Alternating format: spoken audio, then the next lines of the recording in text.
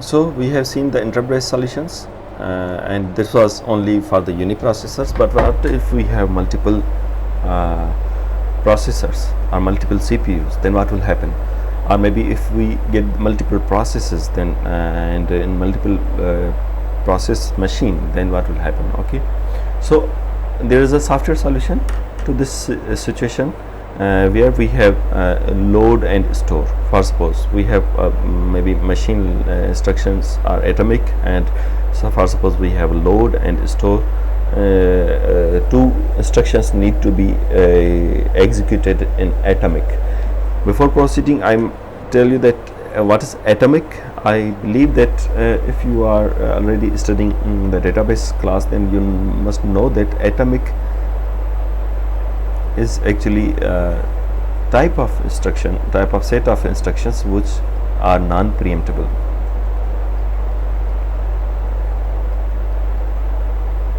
Non-interruptible. Okay, these instructions are non-interruptible, which means that it has to execute completely or it doesn't execute at all. Okay, for example, in transactions, when we make some transaction from bank, okay, then there's a database issue. For example, if I'm trying to make a transaction from this ATM, and there is a cloud of bank here, and there are some checkpoints. Okay, if this ATM is connected through these checkpoints and go over here, now I inquire about my balance and I get the response back.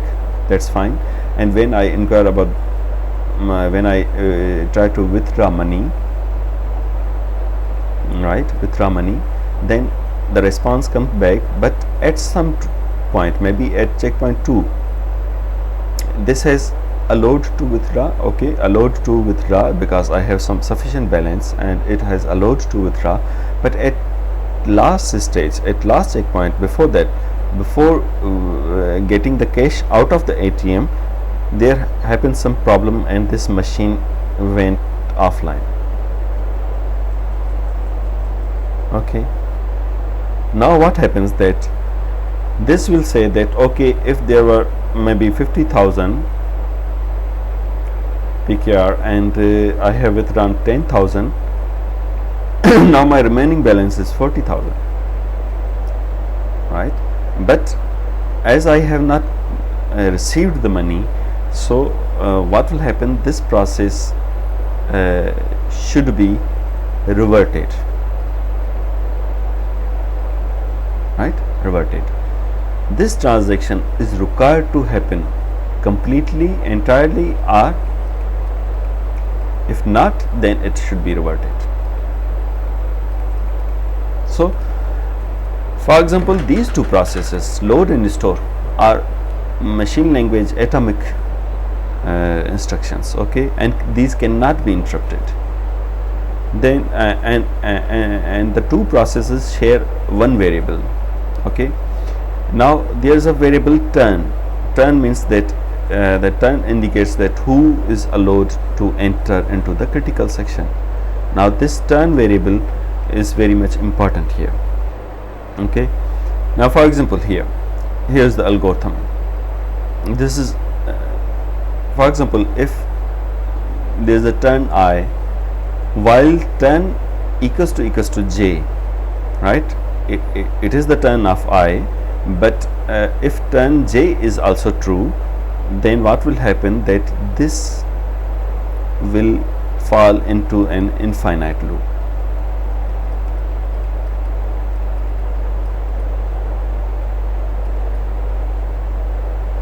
Right? This will fall in an infinite loop where it will be keep on spinning, keep on trying, and if the turn is I, then it will enter into the critical section. If not j, then it will enter into the critical section. I will enter into the critical section. It will be executing, and once it is done, then it will make the turn j enable here. So here it is waiting, and here it is executing. the critical section is executing and here it is exiting. So we have a signal here when we are releasing the resources, right, and we have condition to check if it's waiting. I must tell you that this is different than PCB. In PCB we save the state, okay, save the state to for resuming the job, right, resuming the job.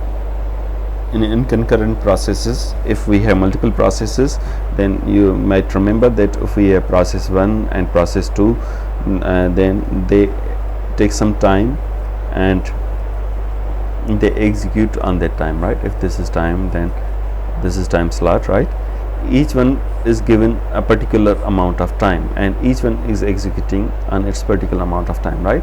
When they are finishing their portion of execution, then they save this into the PCB, right, save state into the PCB from where they retrieve the execution, right, from where they retrieve the execution. So resuming is different thing and spinning is different thing, right. Spinning it doesn't save actually the state, but it keep on trying, right, it is keep on trying, right. So here the overhead of PCB saving and saving and retrieving is removed, but this is also spinning is also consuming some CPU. Okay, this is some drawback, but it actually save from the restoring and storing the state of a process. So the correctness of the software solution, that it preserves the mutual exclusive. For example, if one process enters into the critical section, then other cannot be entered because it keeps on the spinning. Okay, it preserves the critical section and the turn cannot be both 0 and 1. 0 for example for process 0 and 1 maybe for the process 1, then both cannot be have the 0 at the same time, because both cannot go into the critical section at the same time because this value is binary, either 0 or 1. Okay, we are talking about the two processes here. But what about the progress requirement? That if someone is not getting the resources but its turn is 0, for example process P0, I must explain this here. For example, if it's turn of process P0 and P1, now for suppose this P1 is in its ready queue. Ready queue means it can go for running. Okay, can go for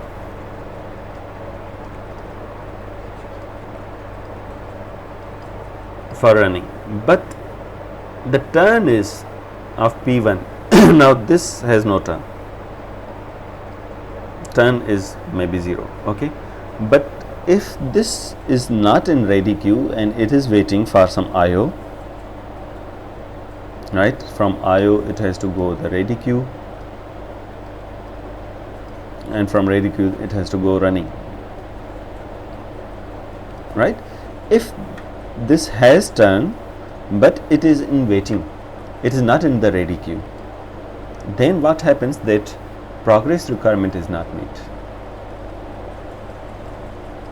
and also the bounded waiting is not met, because we don't know how long this will take to exit from this wait state, and when will approach here and then it will execute proceeded over here and then it will run and then exit. Okay, so we don't know the time, how much time this will take. So this here we can ensure the mutual exclusion, that okay, both processes are running on the turn, that if the turn is 0 then 1 will be allowed, if the turn is 1 then P1 will be allowed. Okay, P0 and P1, but we cannot guarantee about the progress and we cannot guarantee about the bounded waiting because it is uncertain here. Okay, so this is there is a Peterson solution. Peterson solution says that we must have a flag. This is the software solution.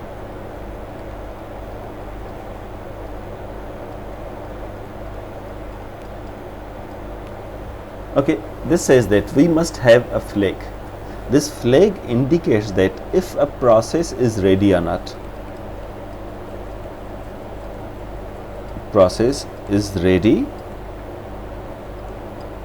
or not. Okay, if a process has its turn and a process is ready,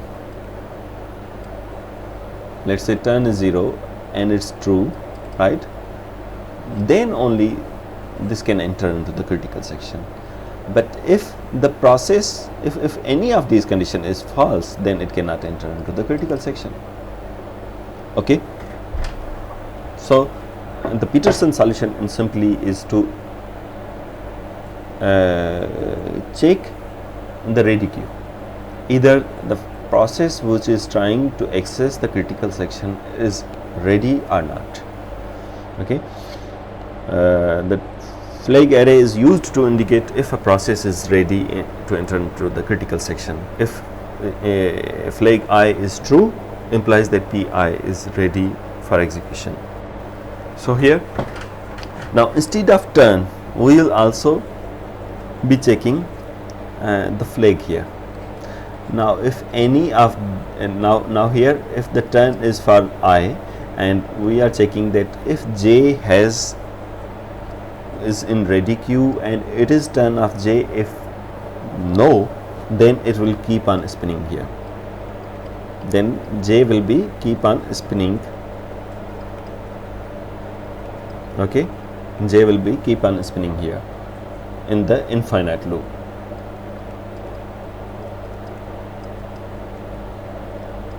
And I will enter into the critical section.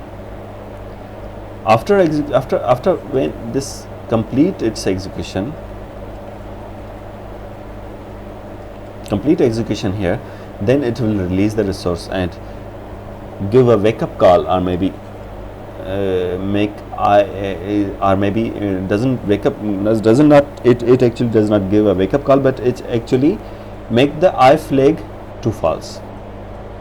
Right now, as I was true, then once it has finished, it make it false, so that the a critical section can be so that the ready queue, this means that it is not ready for execution. This false means that this flag actually indicates the state of ready queue. So if it is true, that it means that it is ready, and if it is false, then it means it is not ready. So once this finishes critical section is execution, then there is nothing to do for him over the critical section, and it should release the resources. Okay, and so that the upcoming process can access those resources. Okay, this is the Peterson solution. Now correctness of Peterson solution, we can see that now we can meet these three requirements. We can meet the mutual exclusive, right? We can see that turn is of I or of J, right? So we know we can see that either it's the turn of I or J, and we also satisfy the progress requirement by using this flag, that if someone is not ready to enter into the critical section, then it should not keep on holding the resources of critical section to enter the critical section, right? So the if this J is false, then it means that it is actually allowing others to enter, right?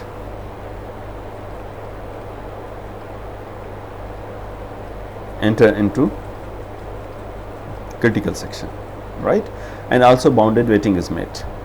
Okay, now for example, that we know that if someone is entering into the critical section and this process might take some time, maybe time requirement 5 units, then we can expect the release of resources from here. Okay, so these requirements are met here in the Peterson solution. But in the modern operating systems where we have multi-threads, then reordering might produce some inconsistent and unexpected results. In the software solution, it is okay if we have a single thread operating system, but if we have multiple thread operating system, then this solution would not work. How this will not work? There's an example. I'll explain with an example. For example, there are two threads, okay, thread 1 and thread 2. Okay, so these two threads actually need to execute in orderly manner for our expected results. For example, if I say that if we have a single CPU here, the condition is single CPU, then we have x equals to 100 and flag maybe equals to true. Okay, this is an instruction, right? 1 and 2 goes here. Okay, and then we have, this is maybe thread 1. Okay, and then another process, another thread T2 comes here and check that while it's true, while it's maybe whatever it's true, okay, then print the value of x.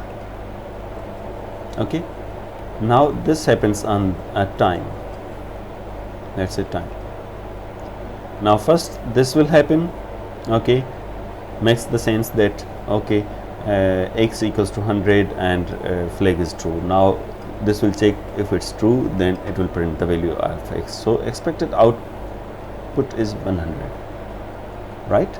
And it is okay, it is working fine. But what if we have two CPUs? Now for suppose, now the critical thing here, if we have multi-core processor, then what will happen? For example, if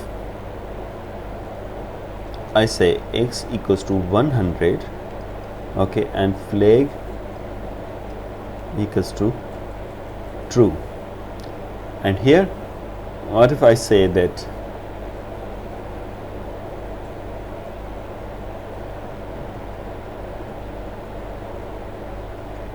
while flag is true,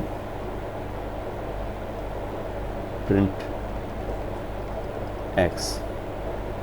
Okay, maybe I cannot draw this but properly, but if these two instruction, I may be drawing like this. If there are two processors, right, if there are two processor, then thread 1 is executing here, right? Here the thread 1 is executing here, T1, and here T2.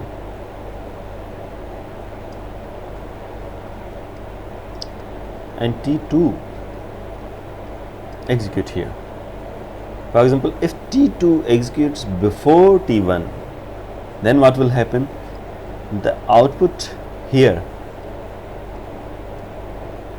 will come x equals to 0. This will be printed because this thread 2 print x, and we know that initial value of x is 0. Then the output will be 0. So in a multi-core processor, this is a multi-core processor,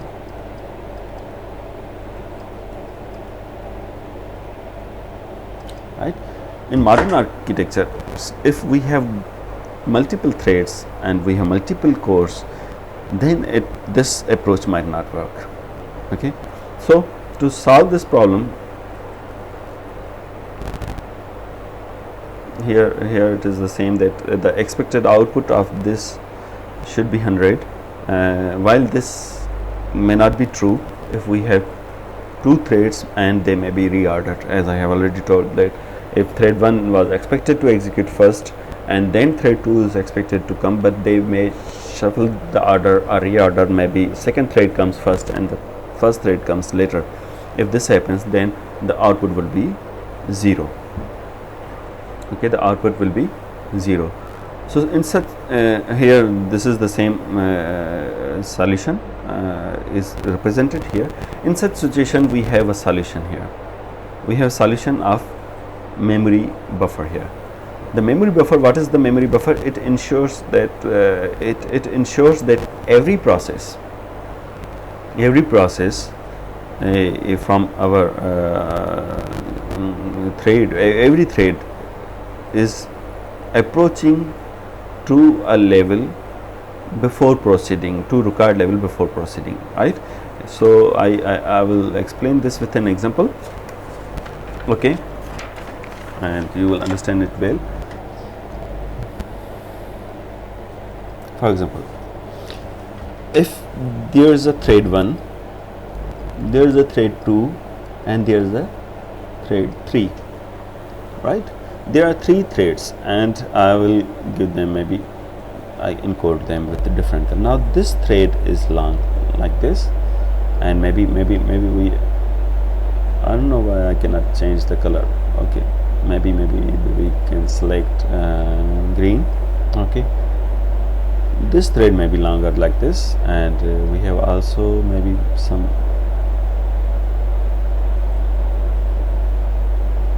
blue.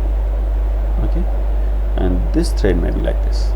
Now what happens that we have 3 different threads, and and all of these 3 threads are coming with different speed, are approaching to different speed, right?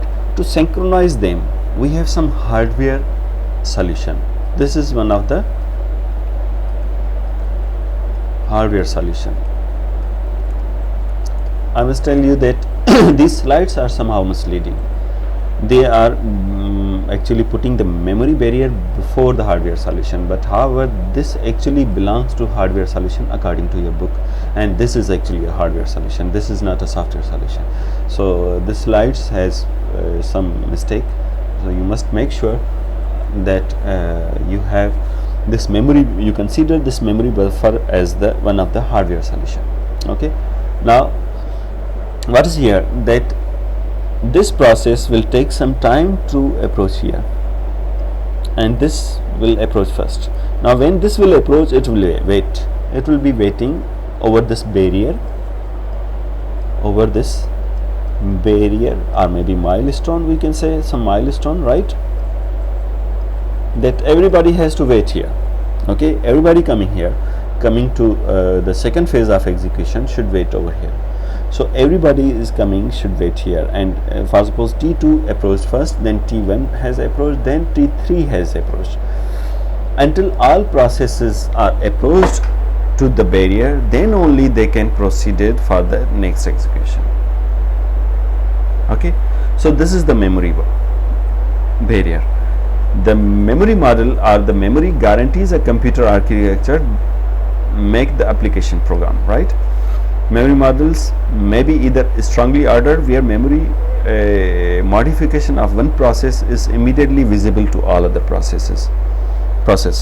Now this may be this thing may be on the core 1, or maybe core 1 and maybe core 2 and maybe core 3, right?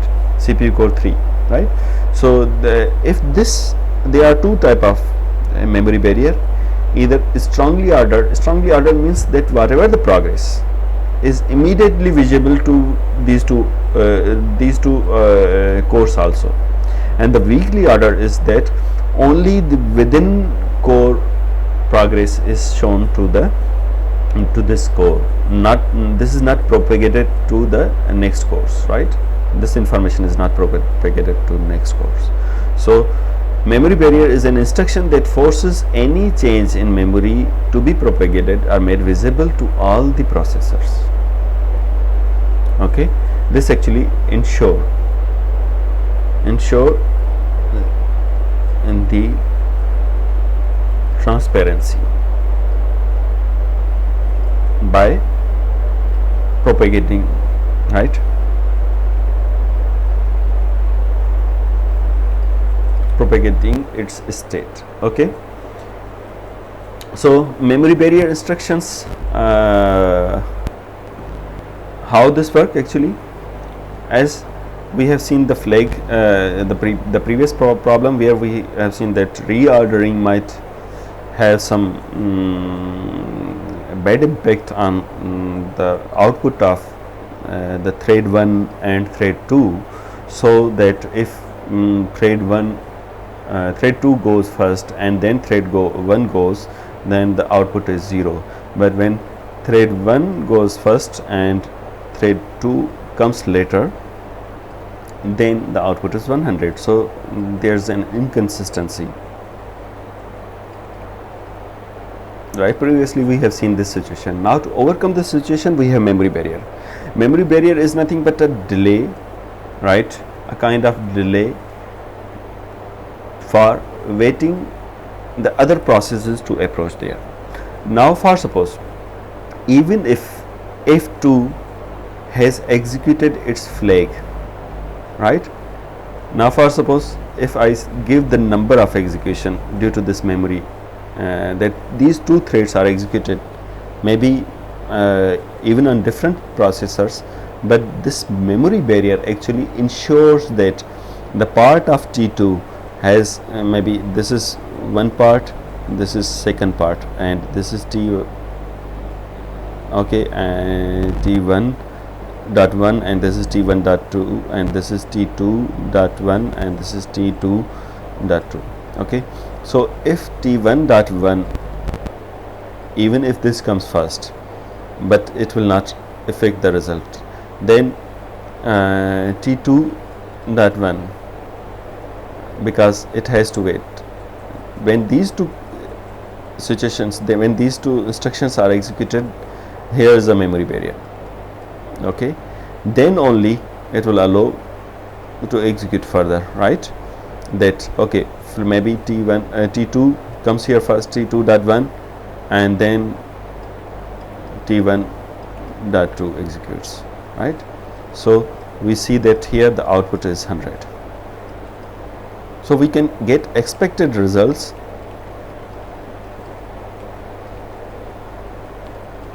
by this hardware solution, okay. So this is one of the hardware solution where we can address the issue of synchronization when we have multiple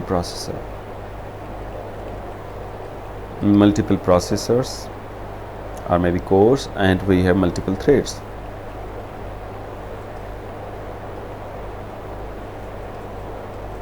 Okay, now we have also some other hardware approaches. For this we have uniprocessors also. Uniprocessors, as I have already told you, that uniprocess is means we can have only one processor. We can have only one processor. But as in currently we have multiple processors, multiple cores, and multiple threads, so this is not an applicable solution, not applicable, right? Or not feasible, or not maybe not applicable or not feasible. Okay, this is just an idea. Okay, this is just an idea, but as in research or science, we believe that an idea is not a waste. It is an idea has its worth. So it is also an idea. It should be brought into your knowledge also. So in uniprocessor we can disable and enable the interrupts according to the excess of resources, but operating systems using this are not broadly scalable. Okay, so this is the problem. So generally we don't consider this in our implementation, but in hardware solution we have also memory barrier here. So actually these are atomic instructions. Okay, so we have some hardware instructions and we have memory barrier. We have already seen the memory barrier. Now we will be seeing in the hardware instructions here.